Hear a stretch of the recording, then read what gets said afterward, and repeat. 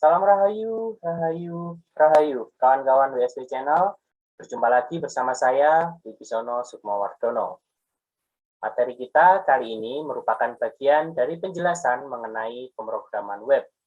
Seperti kita tahu, sebuah halaman web dapat berfungsi optimal ketika web tersebut bersifat dinamis. Sebuah web dinamis dihasilkan dengan dukungan sistem back-end yang dibangun melalui web scripting. Nantinya kita akan mengenal dua macam web scripting, yang dijalankan di sisi klien maupun yang berjalan di sisi server. Pembahasan kita kali ini secara spesifik akan membahas pemrograman web dengan scripting yang dijalankan di sisi server atau server-side scripting. Seperti kita ketahui, untuk mengakses sebuah halaman web, kita sebagai klien membutuhkan perangkat lunak yang disebut sebagai peramban web atau web browser. Sementara, informasi-informasi yang ditampilkan pada web disediakan oleh web server. Kedua sisi ini dihubungkan oleh jaringan internet. Ketika kita membuka sebuah halaman web, maka yang terjadi saat itu adalah web client, dalam hal ini browser, mengirimkan request kepada server melalui layanan internet di bawah protokol HTTP. Kemudian, server akan memberikan balasan berupa HTTP response. Di dalam mekanisme server-side scripting, kode-kode halaman web dalam format HTML telah disisipkan script-script untuk dieksekusi oleh server. Dalam ilustrasi ini, saya memberikan contoh langsung dalam bahasa PHP. Kode PHP sederhana dapat dilihat pada contoh, diawali dengan tag buka, tanda tanya, dan teks PHP.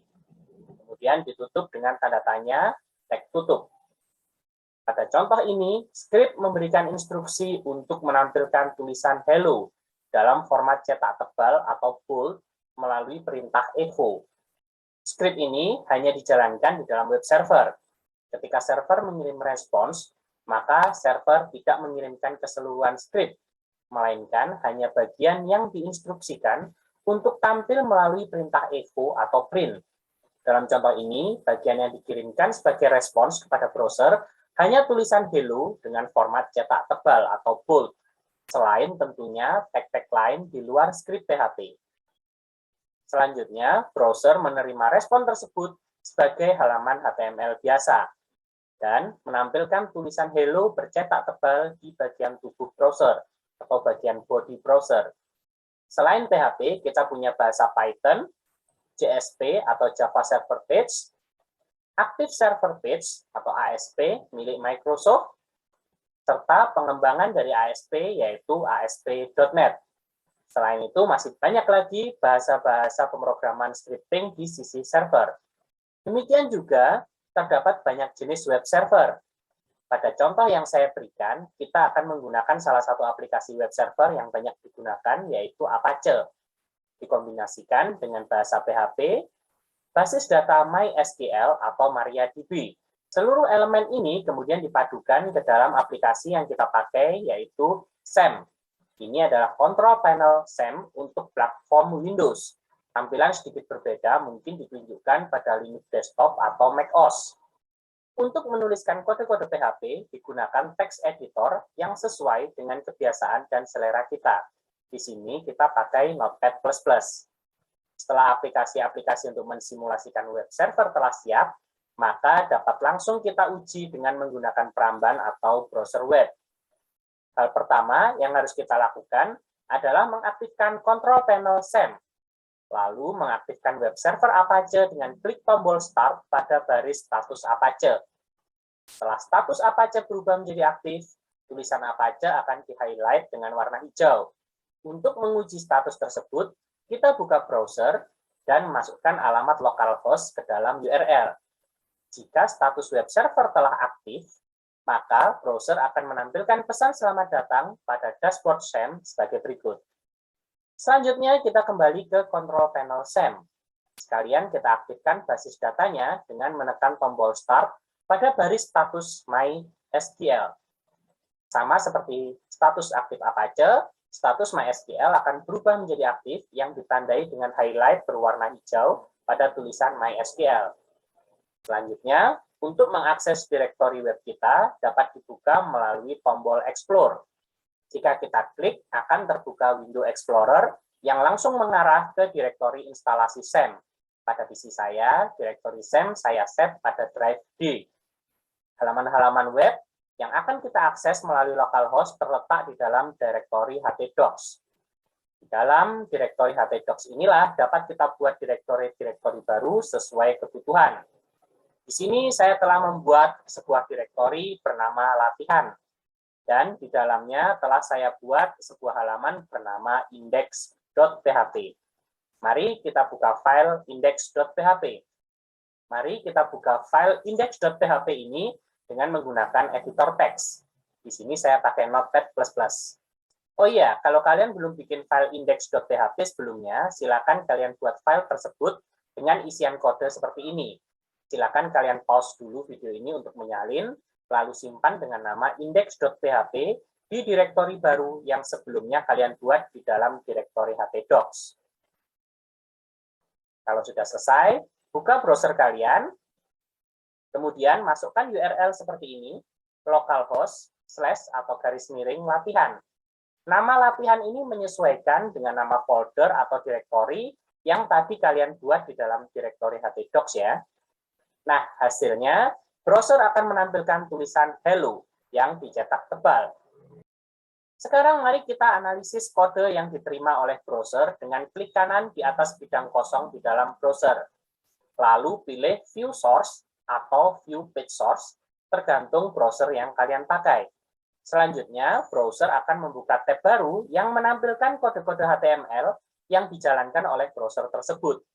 Di sini kita melihat bahwa rangkaian script PHP pada sisi web server ternyata nggak seluruhnya dikirim ke web client atau browser. Web server hanya mengirimkan tulisan di dalam instruksi echo, yaitu string hello yang diapit tag format tulisan bold atau tebal. Sehingga ketika dikirimkan ke klien, browser hanya menerima string hello yang diapit oleh tag bold. Nah, selanjutnya kita akan membahas beberapa instruksi dasar pada bahasa PHP. Secara garis besar, instruksi-instruksi pada bahasa PHP cukup sederhana jika dibandingkan dengan bahasa pemrograman desktop lainnya seperti C, C++, Java, C#, dan sebagainya. Jika kalian telah mempelajari materi pemrograman dasar, maka logika dan algoritma yang sama juga dapat diterapkan pada bahasa PHP. Yang pertama adalah penggunaan variabel. Nah, di sini kita akan mulai bekerja dengan variabel di dalam bahasa PHP. Sebelumnya kita akan membuat file baru dulu atau page baru dulu, yang di sini saya beri nama lab01.php. Sekali lagi kalian bebas ya untuk kasih namanya. Di sini saya memberikan nama berurut lab01, lab02, dan seterusnya untuk memudahkan saja. Nah, asiknya penentuan variabel di dalam bahasa PHP adalah bahwa kita tidak perlu membuat atau menentukan tipe datanya. Di sini saya memiliki sebuah variabel bernama X. Cara menuliskannya adalah nama variabel itu terlebih dahulu diawali dengan tanda string. Yang di sini yang dimaksud dengan tanda string di sini adalah lambang mata uang dolar. Sehingga seolah-olah di sini kita akan melihat tulisan $X. Kita membacanya string X. Nah, pada saat kita memberikan nilai kepada variabel X ini, maka kita menuliskannya string X sama dengan 5. Di sini nilai dari variabel X otomatis menjadi nilai integer. Begitu juga ketika kita membuat variabel yang lain, yaitu misalnya kita buat sebuah variabel bernama Y, yang di sini kita menulisnya string Y, nilainya sama dengan 3.14, yang otomatis berarti di sini nilai dari variabel Y adalah menjadi nilai floating point. Begitu juga kita bisa membuat nilai dari variabel Z berupa string, yang di sini saya tuliskan nilainya adalah Wibisono, sehingga otomatis di sini variabel Z adalah string atau karakter. Nah, selanjutnya bagaimana untuk menampilkan tulisan-tulisan yang ada di dalam nilai variabel-variabel ini? Ya, tinggal kita tuliskan saja. Jadi yang pertama di sini saya tuliskan echo nilai X adalah, di sini saya pisahkan dengan tanda titik, kemudian saya berikan nilainya string X, titik, kemudian saya tambahkan karakter tag BR atau break yang berarti pindah baris. Nanti untuk memindahkan satu baris ke bawah. Nilai X adalah berapa isi dari variabel X. Nah, nanti kita harapkan outputnya adalah nilai X adalah 5. Demikian juga pada saat kita ingin menampilkan nilai Y, maka di sini kita tinggal tuliskan nilai Y adalah, kemudian kita pisahkan dengan tanda titik, string Y, titik, kemudian kita tambahkan tag BR. Nah, kemudian untuk menampilkan nilai dari variabel Z yang berupa string Wibisono, maka kita tinggal menuliskan nilai Z adalah string Z. Kita tambahkan break. Nah, bagaimana hasilnya kita akan lihat pada browser. Nah, pada browser kita tinggal tuliskan saja localhost /latihan, nama folder kita, folder latihan. Kemudian nama file kita tadi adalah lat01.php. Nah, ini kita jalankan, maka hasilnya akan seperti ini. Nah, ini kita bisa lihat ternyata nilai X langsung menjadi integer, nilai Y langsung menjadi floating point, dan nilai Z langsung menjadi string. Nah, selanjutnya kita akan masuk ke latihan 2. Pada latihan 2 ini kita akan melakukan operasi pada variabel-variabel yang telah kita buat. Di sini saya membuat 2 buah variabel. Yang pertama adalah variabel A. Di sini saya berikan nilai A adalah sama dengan 2. Dan kemudian nilai variabel B, nilainya adalah sama dengan 3. Nah, bagaimana kalau misalnya kita memiliki variabel C yang didapatkan dari hasil penjumlahan variabel A ditambahkan dengan variabel B. Maka kita bisa buat operasinya seperti ini, dan operasi nanti bisa diganti, operatornya bisa diganti dengan operator-operator lain yang kita inginkan, bisa perkalian, pembagian, dan operasi-operasi lain yang biasa teman-teman temui pada mata kuliah atau pada materi pemrograman dasar. Ini saya menuliskan operasi matematika.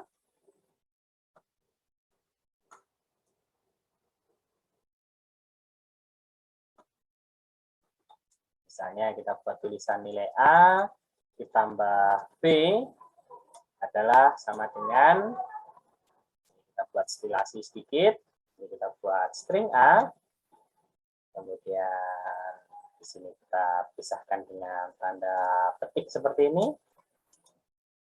Jadi kita mengeluarkan karakter tambah. Ya, di sini kita masukkan string B. Ya, kita berikan tanda sama dengan. Langsung di sini kita bisa masukkan nilai dari string C. Ini nggak masalah ya kalau dia turun ke bawah karena dia melakukan wrapping secara otomatis. Sehingga ini ketika kita jalankan, ini bisa langsung keluar hasilnya. Nah, ini kita ganti dulu menjadi latihan atau lat02.php. Nah, maka hasilnya akan seperti ini. Oke, bagaimana penggunaan operator yang lain? Nah, teman-teman bisa coba sendiri ya, dengan perkalian, pembagian, dan pengurangan. Nah, mungkin demikian dulu materi yang bisa saya sampaikan terkait dengan dasar pemrograman web dengan menggunakan server-side scripting dalam bahasa PHP. Semoga membawa manfaat untuk kita semuanya, dan kita lanjutkan materi ini pada materi-materi selanjutnya, yaitu materi percabangan dan pengulangan di dalam bahasa PHP tentunya. Terima kasih atas perhatian kawan-kawan semuanya. Salam Rahayu, Rahayu, Rahayu.